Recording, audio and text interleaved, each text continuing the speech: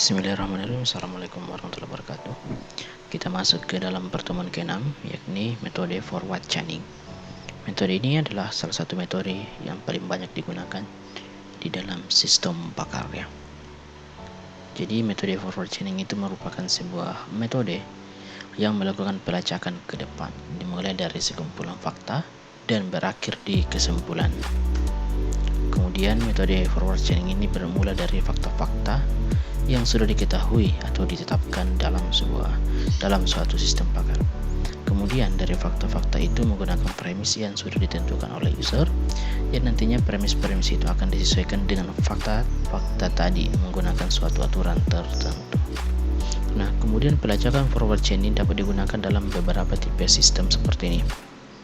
Seperti pelacakannya yang pertama ada satu atau beberapa kondisi yang menggambarkan suatu sistem. Kemudian sistem mencari aturan yang sesuai dengan bagian if ya. Bagian if itu artinya bagian jika pada setiap kondisi. Kemudian kondisi baru dapat ditentukan dari kesimpulan yang diperoleh berdasarkan aturan yang ada. Dan yang keempat, kondisi yang baru akan diproses oleh sistem dan akan dicari aturan yang sesuai dengan kondisi tersebut. Jika tidak ada lagi aturan yang sesuai dengan kondisi tersebut, maka tahapan ini berakhir. Kemudian terdapat dua cara untuk melakukan pencarian forward chaining ya.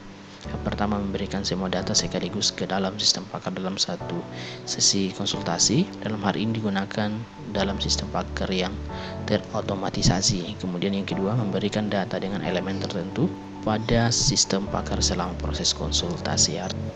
Oke, kita masuk di penggunaan metode forward chaining. Di sini saya langsung saja masuk di contohnya. Saya langsung masuk di contohnya saja. Yang pertama, contoh 1 ya.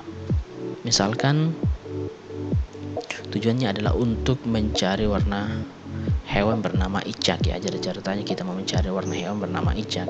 Nah, icak merupakan hewan amfibi dan makan lalat. Nah, kita masuk di aturannya. Jika X adalah amfibi dan X makan lalat, maka X adalah katak ya. Jika X adalah amfibi dan X makan lalat, maka X adalah katak. Nah, kemudian di aturan yang kedua, jika X adalah aves dan X bersiul, maka X adalah burung kenari. Kemudian yang ketiga, jika X adalah katak, maka X berwarna biru. Nah, yang keempat, jika X adalah burung kenari, maka X berwarna kuning ya. Nah, selanjutnya kita ilustrasikan forward chainingnya dengan melalui aturan atau fakta yang ada.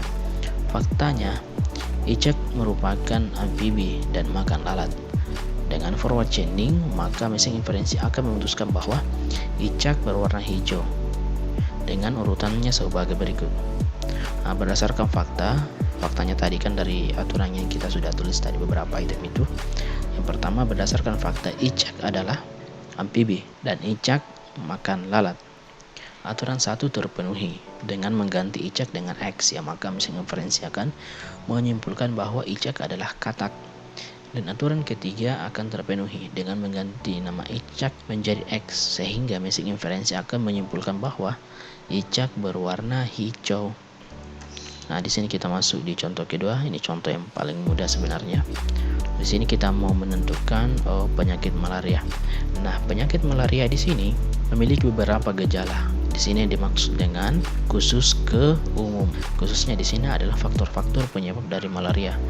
Ada beberapa gejala mulai dari demam, menggigil, sakit kepala, berkeringat banyak, lemas, pegalun dan muntah. Jika aturannya seperti ini, jika user demam tinggi dan menggigil dan sakit kepala dan berkeringat banyak dan lemas dan pegalun dan mual atau muntah, maka dia masuk kategori malaria.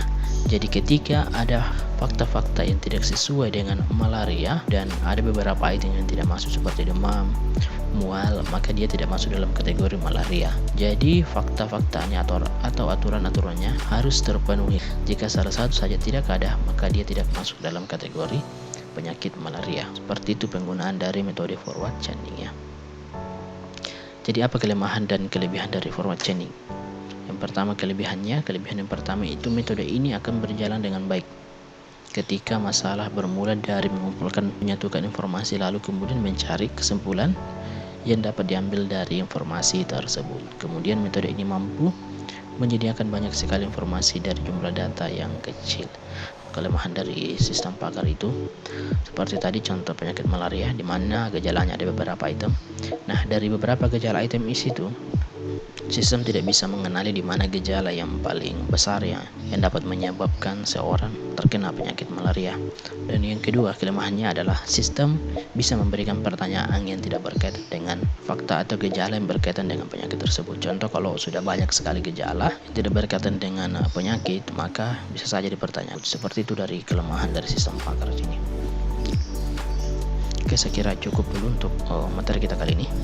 Kita lanjut di pertemuan selanjutnya.